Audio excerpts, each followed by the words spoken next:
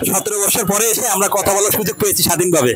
স্বাধীন দেশে বাস করে স্বাধীনভাবে কথা বলতে পারি নাই, এর চাইতে বড় দুঃখ আর কোথায় রাখি। আমরা যে বার্তা বলেন পিয়ার পদ্ধতিতে নির্বাচন হবে এবং লেভেল প্লেইং আমাদের যে নির্বাচনটা হবে লেভেল প্লেইং ফিল হলে আমরা নির্বাচনে অংশগ্রহণ করব, এটাই আমরা বার্তা বলেন। বাংলাদেশে অনেক রাজনৈতিক দল আছে, যে রাজনৈতিক দলগুলো এখন দেখবেন যে আপনি প্রতিনিয়ত চাঁদাবাজি করতেছে, খুন ধর্ষণ এর সাথে জড়িত, কিন্তু আপনি বাংলাদেশ জামাতে ইসলামের কোনো নেতা বা কর্মীর বিরুদ্ধে এখন পর্যন্ত আপনি কোনো চাঁদাবাজি খুন ধর্ষণের কোনো অভিযোগ পাবেন না। এই কারণে আমরা তরুণ প্রজন্ম চাই যে বাংলাদেশ জামাতে ইসলামকে আগামী নির্বাচনে, জাতীয় সংসদ নির্বাচনে আমরা সংসদে পাঠাবো।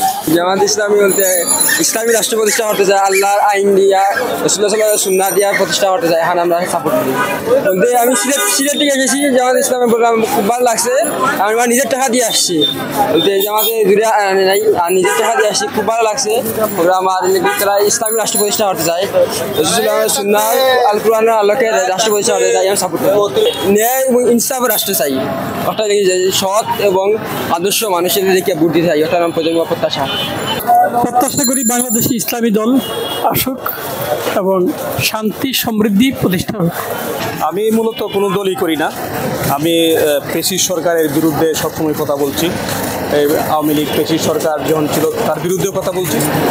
তো জামাত আজকে যে মেসেজ দিচ্ছে দেশ গঠনের জন্য, তারা গঠনমূলক কথাই বলেছে, হ্যাঁ, এবং তারা দেশমাতৃকার জন্য যে মেসেজ দিচ্ছে তা আশা করি দেশের মানুষের সুফল বয়ে আনবে। তো এই বর্তমান যে নির্বাচন ব্যবস্থা সেটা একটা পরিবর্তনের জন্য, দেশের শান্তি শৃঙ্খলা রক্ষার জন্য এবং একটি জনপ্রতিনিধিত্বমূলক একটা সরকার যেখানে দেশের প্রত্যেকটা জনগণের ভোটাধিকার কি হবে নিশ্চিত থাকবে, প্রত্যেকটা জনগণের জনপ্রতিনিধি কি থাকবে ইয়ে থাকবে, এবং বৈষম্যহীন একটা সরকার ব্যবস্থা এবং দুর্নীতিমুক্ত দেশ ব্যবস্থা যে একটা পরিবর্তন, আমূল পরিবর্তন, সেটা যে আমরা যেটা আগামীতে হয় দেশের জন্য, সেটা নিয়ে বার্তা নিয়ে আমরা যাচ্ছি।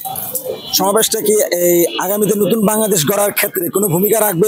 অবশ্যই ভূমিকা রাখবে, যেহেতু এখানে বাংলাদেশের একটা মোস্ট অফ দ্য পিপল এই সংগঠনের সাথে জড়িত। এখানে এই সংগঠনটা একেবারে তৃণমূল পর্যায় পর্যন্ত, এখানে একটা সুসংগঠিত একটা দল, এখানে যেহেতু এই তৃণমূল পর্যন্ত সমস্ত মানুষের কাছে এই মেসেজটা চলে গেছে।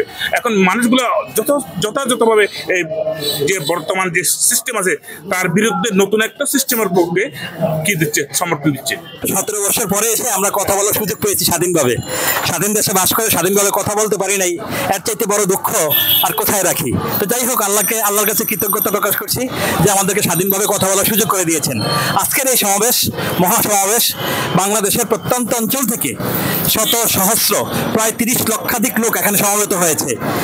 বাংলাদেশের এই 30 লক্ষ লোকের মাধ্যমে বাংলাদেশের 16 কোটি থেকে 20 কোটি জনতার একমাত্র যে চাহিদা, একমাত্র যে কথা, পিয়ার পদ্ধতির নির্বাচন, এটাই বাংলাদেশ জামাত ইসলামের কথা।